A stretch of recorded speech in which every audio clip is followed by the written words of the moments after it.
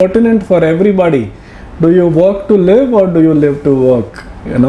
So and if the answer is which, if we are honest enough, quite often we will see that a lot of us tend to live to work, instead of working to live. Then imagine God gifted us this life, and it was gifted.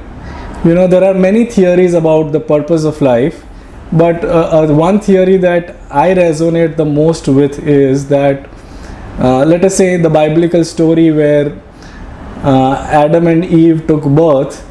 So they took birth to take a walk in the Garden of Eden. So that's what life is actually for, to take a walk in the Garden of Eden, to enjoy the gift of life, and the gift of life is always available. You may be busy, but the sun always remembers to rise and offer delight, and also remembers to set and offer delight. You may be busy, but the wind chooses to blow and touch upon and embrace and kiss all those who are ready to feel the wind blowing.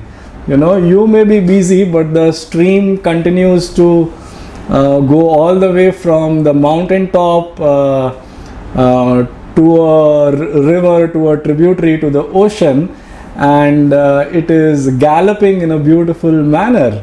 You continue to be busy, but the whole of existence continues to have a blast. The whole of existence continues to have a blast all the time.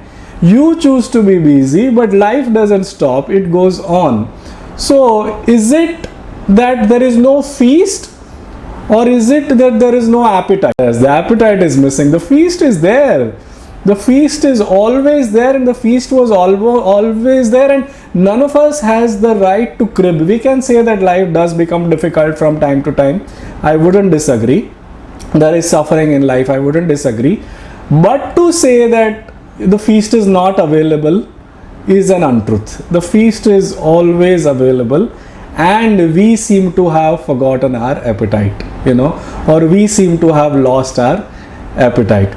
So the essential idea is, if we can reorient from living to work, and then instead of that we can work in order to live, because work is a part of living. So we are working because working facilitates living.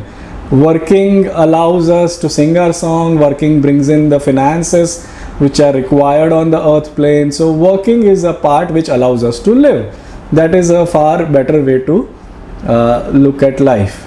So are we together? So the idea that work is worship, how many of us has bought into that, and perhaps also justified it in the name of Lord Krishna or Swami Vivekananda? I would not deny it. Work definitely is worship, but worship is not something you would do 24 hours, right? Worship is also a part of your life. God wants you to have a great time as well.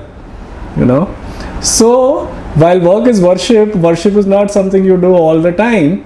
So while whatever you work, that should be treated as worship, but work is worship should not automatically translate into workaholism. Work is worship should not automatically translate into action addiction.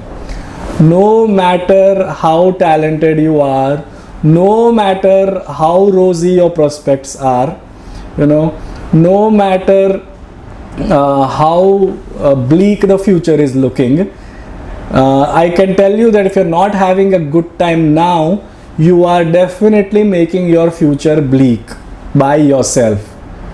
It is through your own frenzy that you are making your future bleak. So don't justify an overworked life simply because there is a coronavirus or any of that, because I can tell you the universe responds with prosperity to those who trust the universe, and the trust is proved through your frenzy or absence of frenzy. If you are working through a frenzy, you are not trusting the universe enough. If you are overworked, you are not trusting the universe enough. If you feel that ये 5 साल में पैसा बना लेता हूँ, you are not trusting the universe enough. If you feel that ऐसा opportunity बाद में नहीं मिलेगा, you are not trusting the universe enough. You know, whatever logic and rational that you find in order to become over committed, over dedicated, over workaholic, all of these, take it from me, all that logic and rationale is questionable.